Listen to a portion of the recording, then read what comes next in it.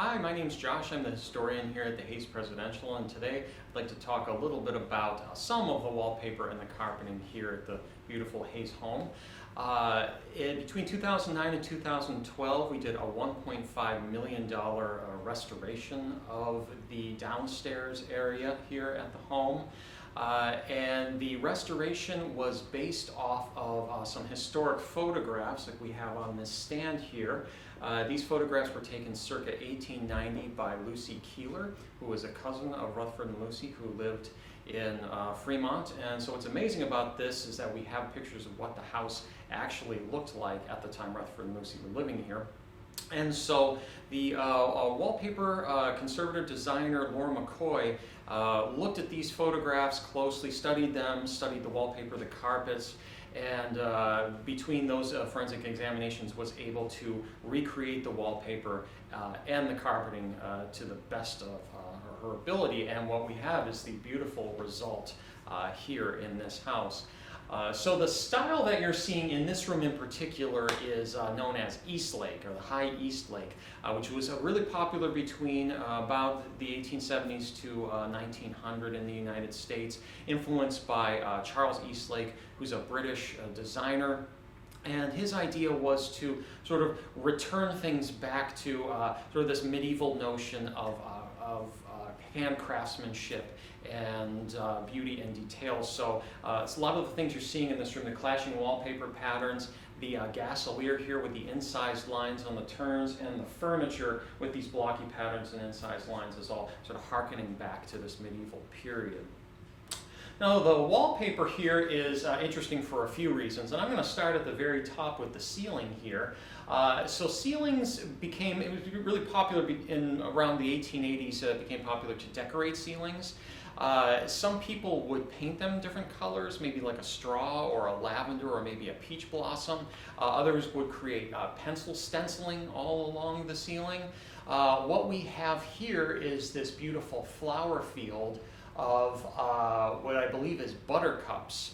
And now one of the reasons that they would put paper on the ceilings is that it was easy to clean. So there's a lot of gas soot and there's a lot of tobacco smoke or wood smoke that's being produced in these rooms, and it's going, of course, up to the ceiling. And so the paper was easy to clean, and they would actually use pieces of bread, believe it or not, which made it easy to clean without hurting the design or the color of the ceiling itself. Now, if we look just along the rim, close to the flower field here, we see that there are two flowers in this border, and we have a hibiscus and a lily. Now, the Victorians were known for their language of flowers, so they had this extensive vocabulary for flowers. So every flower had this different meaning. And my favorite is tansy, which means I declare war on you. We don't declare war with flowers anymore, but we do use them for some symbolism, right? So when we give someone a rose, what does it mean? Love. So, but these flowers in particular, the hibiscus means delicate beauty and the lily means majesty. And so it's tempting to look at these and think about, well, this is called the Red Parlor, and we think it might be called the Red Parlor because Hayes is inaugurated in the Red Parlor at the White House, March 3, 1877. So maybe this idea of majesty with the lily is conferring that on this room. However, this is most likely more a result of what's known as the aesthetic movement, which was about 1860 to 1900 in this country and in Britain.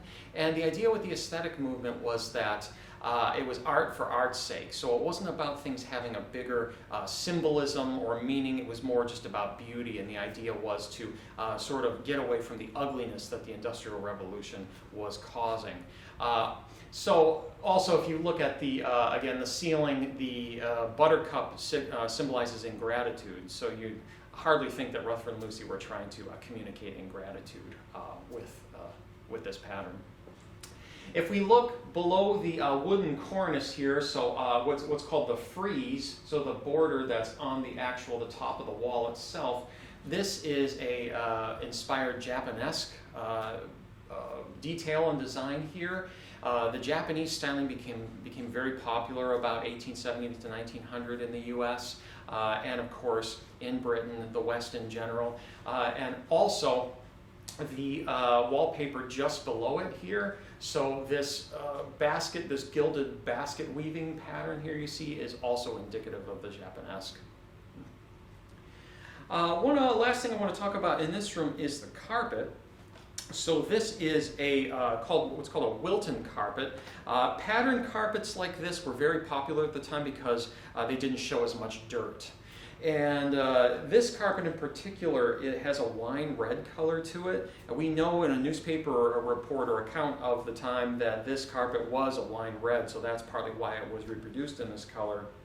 Again, based off Laura McCoy's investigation. The Wilton carpet was a luxury grade carpet. It's very thick underfoot. You can really feel the pile. It's a cut pile rather than a loop pile. And it was one of the most expensive carpets you could get in the Victorian era. This one here was made in England, and it's wool, and it is 27 pieces that are all sewn together. So these are all hand stitched together. So even though it's a replica rug, it's pretty remarkable in that regard.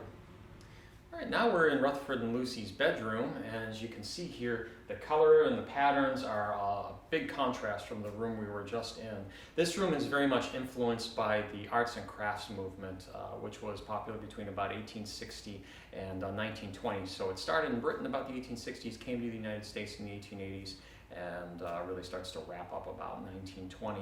The idea with the arts and crafts movement is these tenets of simplicity and nature and craftsmanship, and really utilizing the materials to show beauty in an environment like this. And one of the great proponents of the arts and crafts movement is William Morris, who's an English textile designer. And the designs we're seeing here are very Morris-esque, you could say. Now, talking about the wallpaper again specifically, so we start at the ceiling and you have these beautiful little sunburst motifs, but we have a lot of flowers in this room. And so again, it's easy to look at this room and think, is there some sort of symbolism or Rutherford and Lucy trying to say something with these flowers? Most likely, again, this has to do with the aesthetic movement, because when we start breaking down what these flowers mean, it seems a little curious that they would choose them. For instance, along the border here, just next to the sun field, we have sunflowers and hydrangeas. Sunflowers mean false riches, and hydrangeas mean dispassion. So sunflowers mean false riches because this goes back to the conquistadors coming into the Aztec nation, and they see fields of sunflowers and they think it's fields of gold. So this is where this whole false riches thing comes from. All right, so again, if we're talking about sunflowers in relation to false riches, during the aesthetic movement, the sunflower becomes a really pervasive element or theme. So you start seeing sunflowers in all sorts of aesthetic movement, pieces of art or sculpture, etc. Also, we have on the frieze, or again, the border that wraps around the room, we have a morning glory trellis. And morning glories are symbolic of coquetry.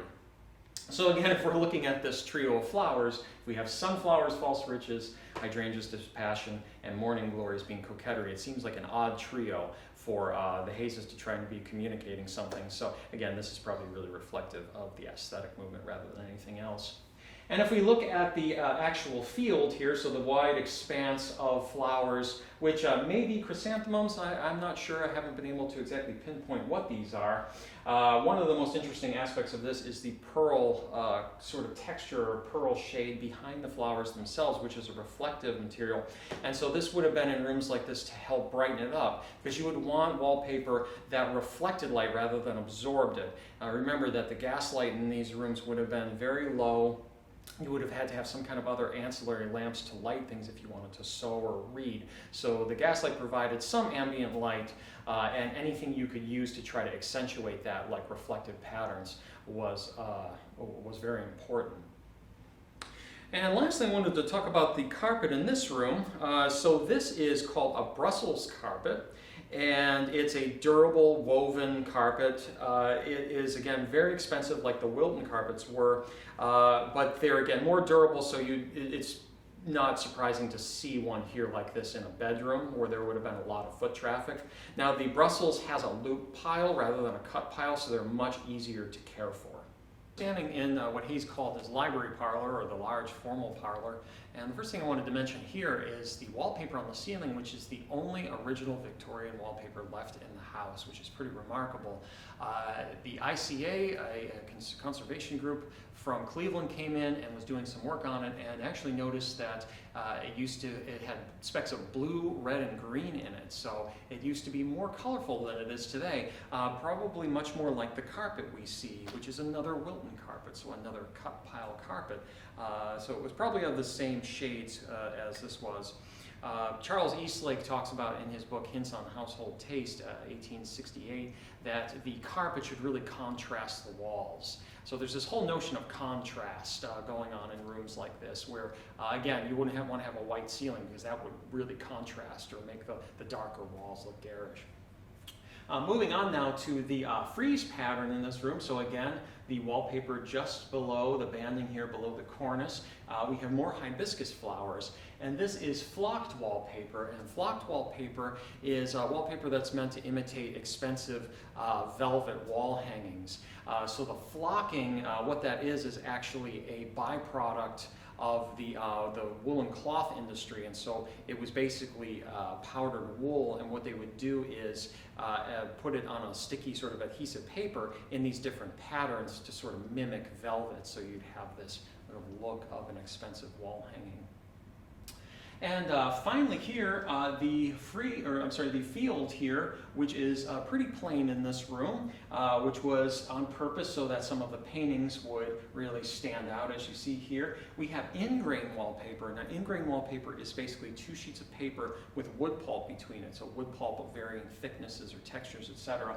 And it could be maybe a very fine wood pulp that would still add a fine texture, or it could be sort of thicker and give you more of a dramatic texture.